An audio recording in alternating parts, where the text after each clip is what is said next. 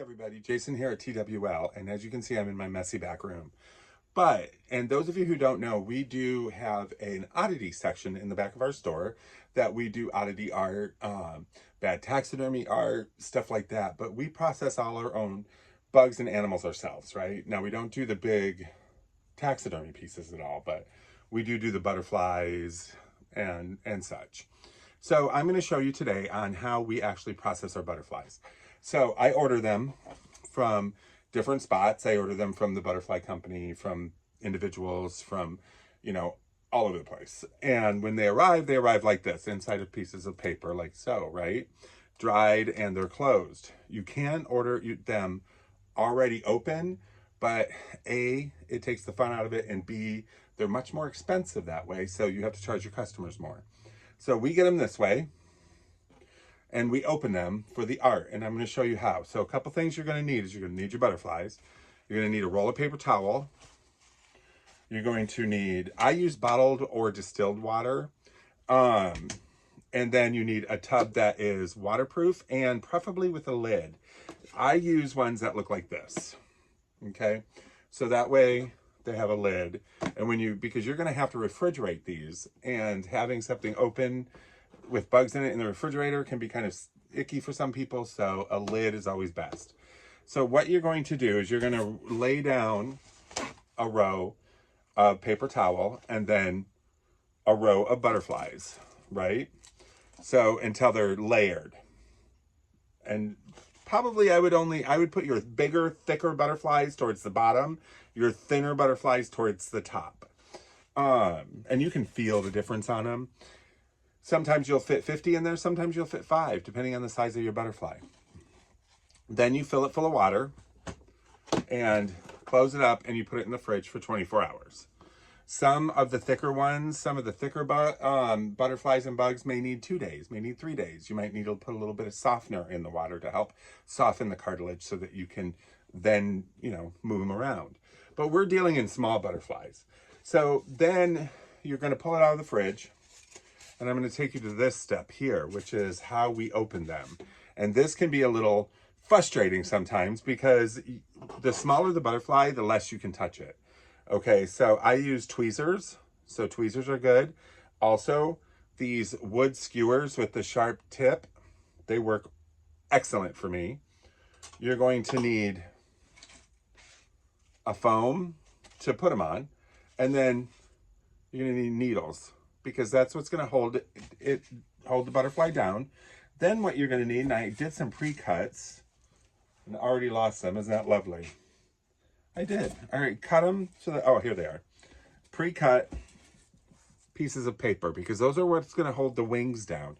You do not want to use your fingers or needles to hold the wings down, because the wings are the same thickness as a human hair, so therefore, good luck with that. So we're going to take one out of here. I'm going to take this one out of here with the tweezers, right? And before we do anything, it's all wet, so we got to get it out of this. So I'm going to set this here on top of here, and I'll move it so you can see in a minute, but we're going to open it without touching the butterfly itself. That can be difficult because of how thin it is, and it's paper. So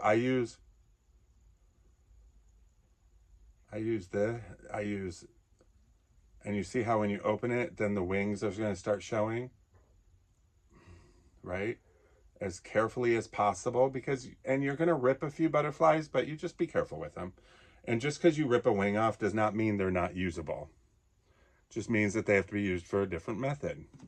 So once it's out, I have it by the body, not the wings, as you can see, right? So we're going to set that down. So it's sitting on here by the wing. So what I'm going to do is I'm going to take my little tweezers here, and I'm trying not to hold it strong. That's tough. That's why it keeps falling out of here. So once you have it, which I have it now, I'm going to grab a pin with a large top, because then that way I can hold on to it. I'm going to set this down. Let me see if I can adjust you so that you can see what we're doing here without the whole thing falling. There we go. So we're going to take this. I'm going to take my little skewer here. I'm going to slide it in between his wings, and then I'm going to turn it around and set it down. Okay, as you can see, let me turn this around so you can see. See? And you see how pushing it down on its body opens the wings a little bit? Then I'm going to take this little needle and I'm going to poke it through the body and I'm going to push it down. Okay? So now it's standing up. Then I'm going to take my paper and I'm going to slide it through the wings. And at this point, you're going to start arranging the butterfly the way you want it. Do you want it in flight? Do you want it flat for a frame? Are you doing art where it looks like it's landing or taking off? This is where you start doing this. So as you can see, I still have not touched that butterfly.